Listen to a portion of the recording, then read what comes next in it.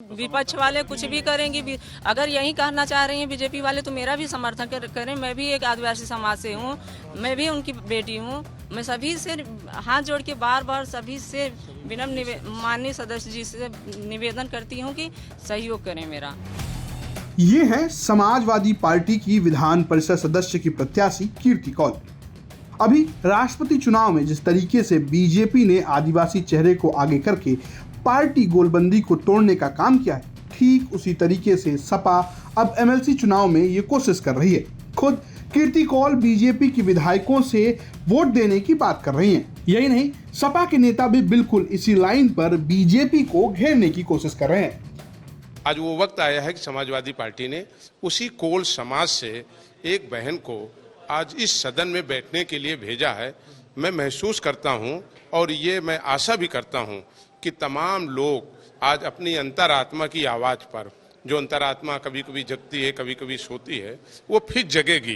इसका जवाब कैसे देंगे? जगेगी और हमारी उस सबसे गरीब परिवार की बेटी जो आदिवासी समाज से आती है उसका समर्थन करने का काम करेंगे। कि आज ये चुनौती है प्रदेश के लोगों के लिए कि क्या एक बेटी और बहन जो आदिवासी समाज से आती है, क्या ये सदन और चुने हुए लोग उस आदिवासी समाज का सम्मान करेंगे और सम्मान करके उसको सदन में बैठने का मौका देंगे? इस बात का जवाब कैसे देगी कि बीजेपी जो कह रही है कि पहले क्यों नहीं किया सपोर्ट जब द्रौपदी थी, अब क्यों कर रहे हैं? इसका जवाब क्या? देखिए तर्क और कुतर्क दोनों हो सकते हैं।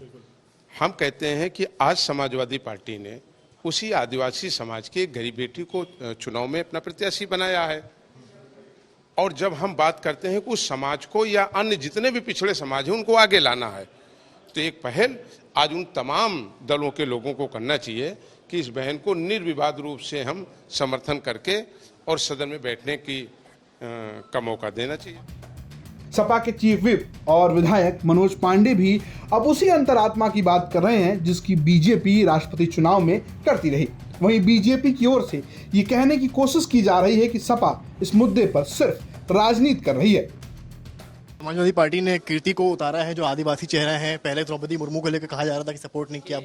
समाजवादी पार्टी का चरित्र अगर ऐसा होता तो जब उनके पास जीतने की क्षमता थी तब वह किसी आदिवासी को, किसी दलित को, किसी ऐसे वंचित को लड़ाने का काम करते। जब हारना तय है तब उस समय ऐसा करना, यह उनको मैंने कल कहा था भगवान उनको सद्बुद्धि दे, लेकिन अभी भगवान सद्बुद्धि नहीं दे रहे हैं। आप जानते हैं कि समाजवादी पार्टी केवल दिखावे की राजनीति करती है, वो घड़ियाली आंसू बहाते हैं। समाजवादी पार्टी को जो 2 सीटें फुल फ्लैश उनको पिछले कुछ दिनों पहले मिलने वाली थी उसमें तो उन्होंने नहीं दिया, उसमें केवल उनको परिवार और अपनी टीम याद आती है।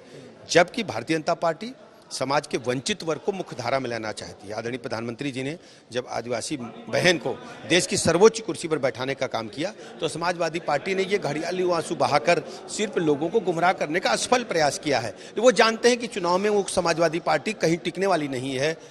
भारतीय जनता पार्टी प्रचंड बहुमत से दोनों सीटों पर चुनाव जीतेगी। हालांकि बीजेपी के इस पलटवार को सपा बिल्कुल ही इमोशनली काउंटर करने की कोशिश कर रही है। बीजेपी मुख्यमंत्री तंज कस रहे हैं, कह रहे हैं कि वो द्रौपदी मुर्मू को सपोर्ट नहीं किया सपा ने और अब जो है इनको खड़ा कर रहे हैं। अब वो तंज कर रहे हैं, बड़े पद में हैं, किसके गरीब आदमी के लिए, आदिवासी के लिए तंज कर रहे हैं। अब इससे बड़ा दुर्भाग्य और क्या हो सकता है। कुल मिलाकर मामला यह है कि जिस एमएलसी चुनाव में सपा बैकआउट लग रही थी, अब वह बीजेपी की हथियार से उसे घेरने में लगी है। समर श्रीवास्तव के साथ ब्यूरो रिपोर्ट यूपी तक।